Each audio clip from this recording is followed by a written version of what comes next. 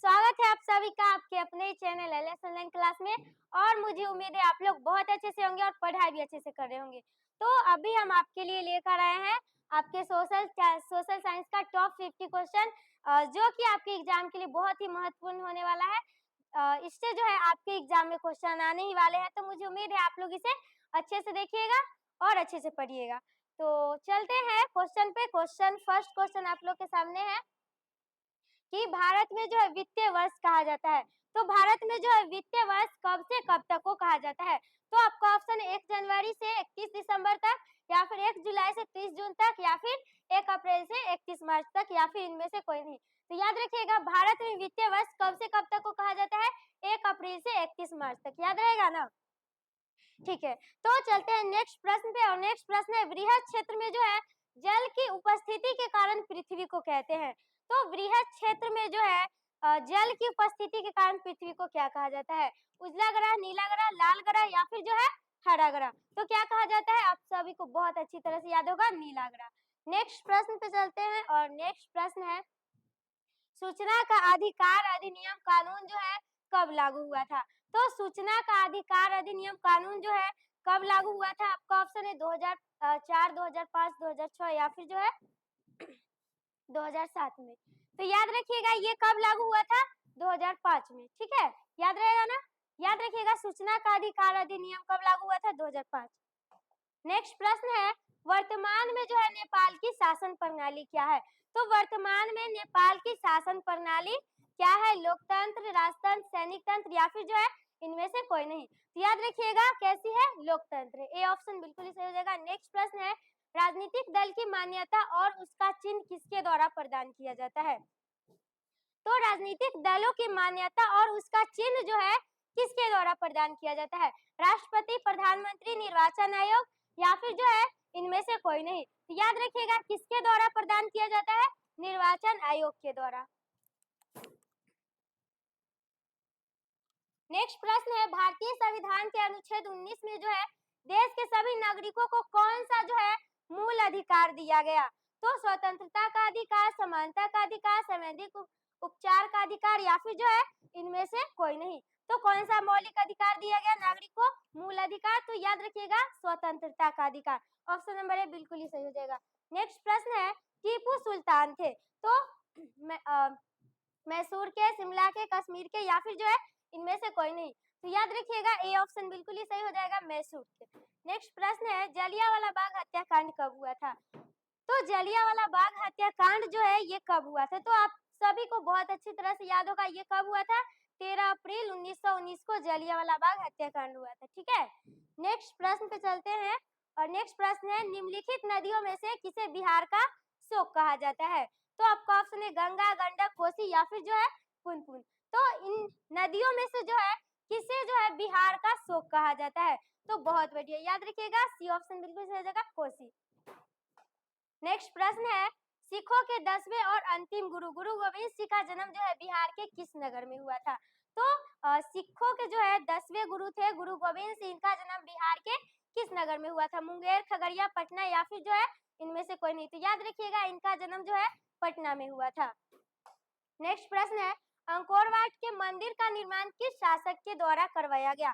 तो Angkor Wat के मंदिर का जो है निर्माण किस शासक के द्वारा जो है करवाया गया?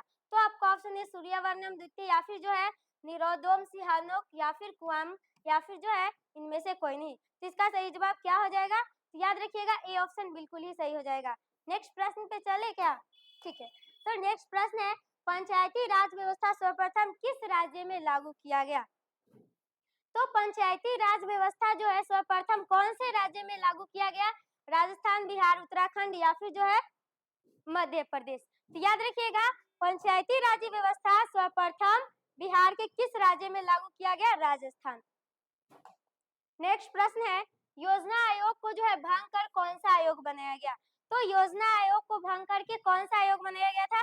नीति आयोग, वित्त आयोग, राज्य वित्त आयोग, या फिर जो है इनमें से कोई नहीं। तो याद रखिएगा योजना आयोग को भंग करके नीति आयोग बनाया गया था। नेक्स्ट प्रश्न है बिहार में जो है कौन बीमारू राज्य है? तो इसमें से कौन है जो बीमारू राज्य है? आपका ऑप्शन है बिहार, मध्य प्रदेश, उड़ीसा, या फिर जो है इनमें से सभी। तो इनमें से सभी जो है बीमारू राज्य हो जाएगा। डी ऑप्शन बिल्कुल ही सही हो जाएगा। नेक्स्ट प्रश्न है भारतीय जनता पार्टी की स्थापना कब हुई? तो भारतीय जनता पार्टी की जो है स्थापना कब हुई थी? तो आपका ऑप्शन है 1900 जो है 79 या फिर जो है 1980 या फिर 1981 या फिर जो है इनमें से कोई नहीं। तो इसकी जो है स्थापना कब हुई थी? बहुत बढ़िया, तो बी ऑप्शन बिल्कुल ही सही हो जाएगा। नेक्स्ट प्रश्न पे चलते हैं। और अंतर्राष्ट्रीय महिला दिवस किस तिथि को मनाया जाता है? 7 मार्च, 8 मार्च, 9 मार्च या फिर जो है 10 मार्च। तो अंतर्राष्ट्रीय महिला दिवस जो है याद रखिएगा 8 मार्च को मनाया जाता है। नेक्स्ट प्रश्न है यूरेनियम का जो है प्रमुख उत्पादक केंद्र है? तो डिगबोई, झरिया, घाटशिला या फिर जो है जादूगोरा। तो याद रखिएगा यूरेनियम का प्रमुख उत्पाद जो है केंद्र कौन सा है? डी ऑप्शन बिल्कुल ही सही हो जाएगा, जादूगोरा। नेक्स्ट प्रश्न पे चलते हैं। सुनामी जो है कहाँ आती है? स्थल पे, समुद्र पे, आसमान में या फिर जो है इनमें से कोई नहीं। तो सुनामी कहाँ आती है? समुद्र में आती है। बी ऑप्शन बिल्कुल ही सही हो जाएगा। नेक्स्ट प्रश्न है लोकतंत्र की सफलता निर्भर करती है? तो लोकतंत्र की सफलता जो है इसमें से किस पे निर्भर करती है? नागरिक की उदासीनता पर, नागरिक की गैर कानूनी कार्रवाई पर, नागरिकों की जो है विवेकपूर्ण सहभागिता पर या फिर जो है इनमें से कोई नहीं।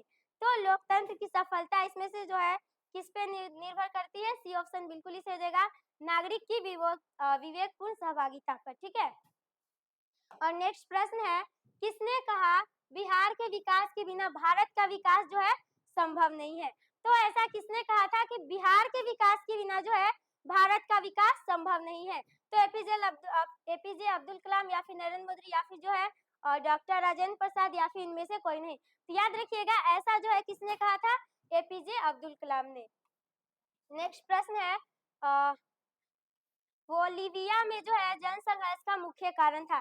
पानी की कमी, कीमत में वृद्धि या फिर जो है खदान की कीमत में वृद्धि या फिर जो है पेट्रोल की कीमत में वृद्धि या फिर जो है इनमें से कोई नहीं। तो इसका सही जवाब क्या हो जाएगा? ए ऑप्शन बिल्कुल ही सही हो जाएगा, पानी की कीमत में वृद्धि। नेक्स्ट है भारत का राष्ट्रीय पक्षी है? तो भारत का राष्ट्रीय पक्षी कौन है? कबूतर, हंस, मोर या फिर जो है तोता। तो याद रखिएगा सी ऑप्शन बिल्कुल ही सही हो जाएगा। नेक्स्ट प्रश्न है संजय गांधी जैविक उद्यान किस नगर में स्थित है? तो संजय गांधी जैविक उद्यान जो है किस नगर में स्थित है? राजगीर, बोधगया, बिहार शरीफ या फिर जो है पटना। बहुत बढ़िया, डी ऑप्शन बिल्कुल ही सही हो जाएगा, पटना में है। नेक्स्ट प्रश्न है वेदों की ओर लौटो का नारा किसने दिया? तो वेदों की ओर लौटो का जो है नारा किसने दिया था? रामकृष्ण परमहंस ने या फिर जो है स्वामी विवेकानंद या फिर जो है स्वामी दयानंद सरस्वती या फिर जो है इनमें से कोई नहीं। तो वेदों की ओर लौटो का नारा किसके द्वारा दिया गया था? स्वामी दयानंद सरस्वती के द्वारा।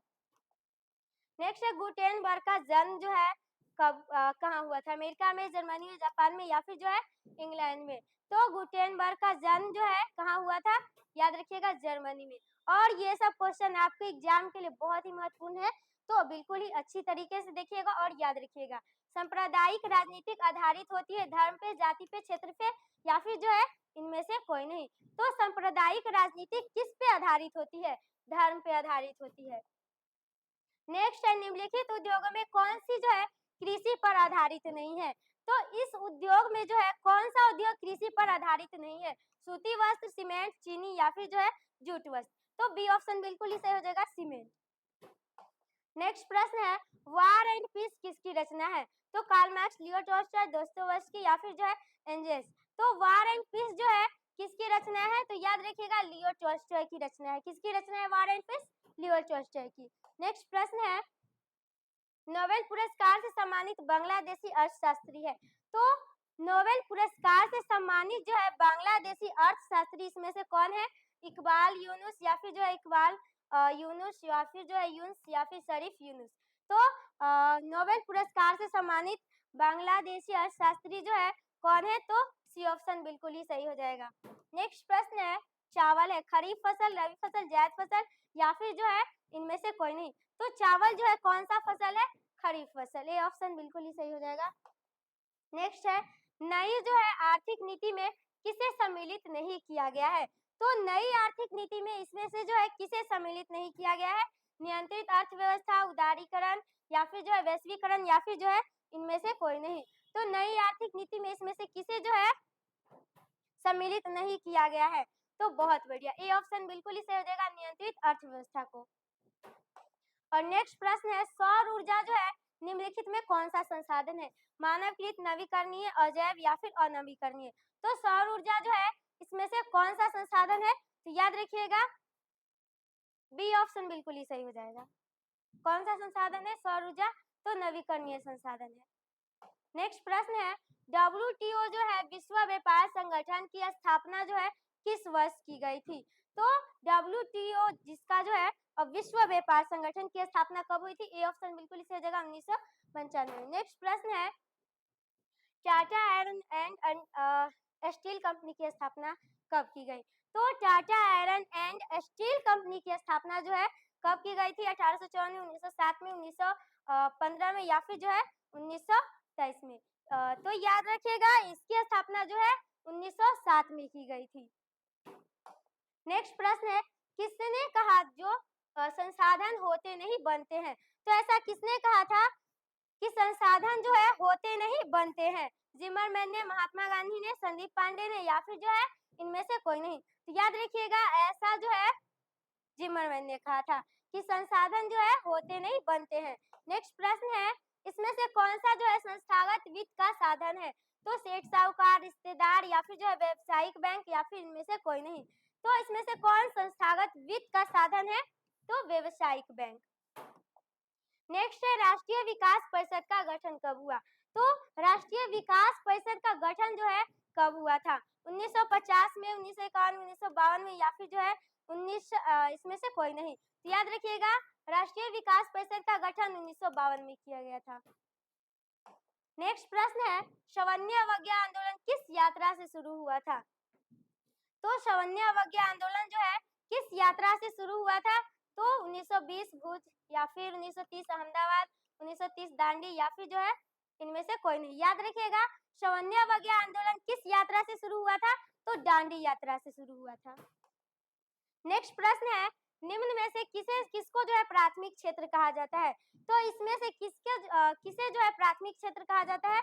तो सेवा क्षेत्र, कृषि क्षेत्र, औद्योगिक क्षेत्र या फिर जो है इनमें से कोई नहीं? तो याद रखिएगा इसे प्राथमिक क्षेत्र कहा जाता है, बी ऑप्शन बिल्कुल ही सही हो जाएगा।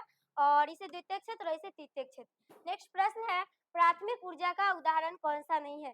तो इसमें से कौन सा जो है प्राथमिक ऊर्जा का उदाहरण नहीं है?